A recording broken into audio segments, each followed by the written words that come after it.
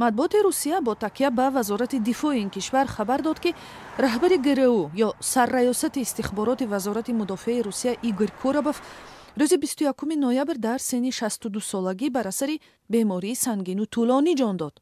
вазорати дифоъ ҷузъиёти ин хабарро шарҳ намедиҳад, вале дар изҳорот аз Коробов ба ҳайси як инсони фавқулода, фарзанди содиқи русия ва як ватанпарвар ёд шудааст. Коробов баъди даргузашти раҳбари пешини сохтор Игорь Сиргун ки 58 сол дошт ба ин мақом таъин шуд.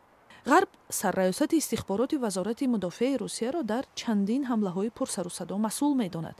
бритониё ин сохторро дар талоши заҳролудкунӣ ҷосуси дугонаи рус Сергей Скрипал ва духтараш дар шаҳри Салисбури муттаҳам кардааст. ҳолланд бовар дорад ки ин сохтор талош кард созмони нозири силоҳҳои ҳастаии кимиёиро рахна кунад. иёлоти муттаҳидаи амрико гуфтааст ки гру дар пушти талошҳои рахнакунии компютерҳои интихоботии президенти иёлоти муттаҳидаи амрико дар соли 2016 истодааст. русия ҳамаи ин иттиҳомотро рад кардааст.